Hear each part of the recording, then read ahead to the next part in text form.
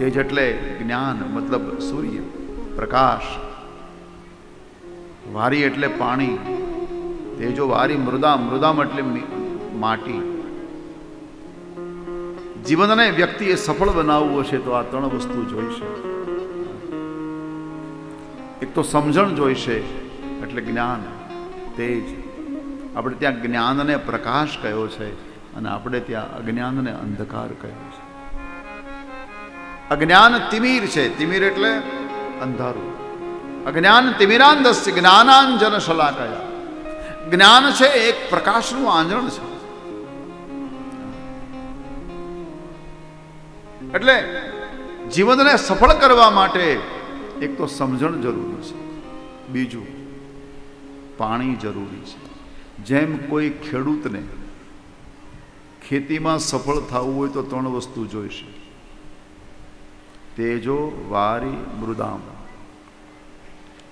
મૃદામ એટલે માટી. જે ખેતરની માટી સારી હોય ત્યાં ફળ વધારે આવે. માટી. હા, જે ખેતરની માટી બરાબર નથી, તમે ગમે એટલું વાવો એમાં સફળતા ન મળે. એક તો પણ હવે ખેતર જ ન હોય તો માટી જોઈશે. પહેલું માટી છે, પાણી નથી તો એકલી માટી કામ નહીં લાગે. હવે પાણી અને માટી બેય છે, પણ બીજને વાવવાની સમજણ નથી તો આ ત્રણેય વસ્તુ, બીજને વાવવાની સમજણ, આ જ્ઞાન. હવે આ તો ખેતીમાં સફળ થવા માટે આ ત્રણ વસ્તુ, પણ જીવન, આ શરીરને ભગવદ્ ગીતામાં ખેતર કહ્યું છે. ઇદમ શરીરમ કૌંતેય ક્ષેત્રમિત્યભિધીયતે. એ અર્જુન, આ શરીર ખેતર છે. ઇદમ શરીરમ કૌંતેય. હે અર્જુન, શરીર ખેતર છે. હવે એ જીવનને સફળ કરવા માટે ત્રણ વસ્તુ જોઈશે. એક તો વારી, પાણી, માટી. આ શરીર ખેતર છે એટલે માટી તો મળી ગઈ. બીજું પાણી. કયું પાણી? બીજાના દુઃખમાં રડવા માટેના આંસુ જો વ્યક્તિ પાસે આવી જાય તો આ જળ એના જીવનને ઉદ્ધાર કરી દે છે. મૃદામ.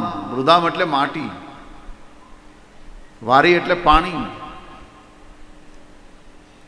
વ્યક્તિએ પોતાના જીવનને સફળ કરવું હોય તો કઈ માટી લે? કોઈ સંતના ચરણની ધૂળ. બીજાના દુઃખમાં રડવા માટે આંસુ, આ પાણી. અને કોઈ સંતના ચરણની ધૂળ મળી જાય. ભાગવતમાં લખ્યું છે કે તું ગમે એટલું કરીશ, ગમે એટલા યજ્ઞો કરીશ, ગમે એટલા દાન પુણ્ય કરીશ, પણ હે જીવ, જ્યાં સુધી તારા ઉપર કોઈ સંતના ચરણનો અભિષેક, એની ધૂળનો અભિષેક નહીં થાય ત્યાં સુધી તારું કલ્યાણ કોણ કરી શકશે? રહુગણને કહ્યો છે જડ ભરત. ત્યારે બહુ એણે ચર્ચા કરી ત્યારે ભરતજીએ કહ્યું, રહુગણ, જ્યાં સુધી સંતના ચરણની ધૂળ તારા માથા પર નહીં આવે ત્યાં સુધી તારું કલ્યાણ નહીં થાય.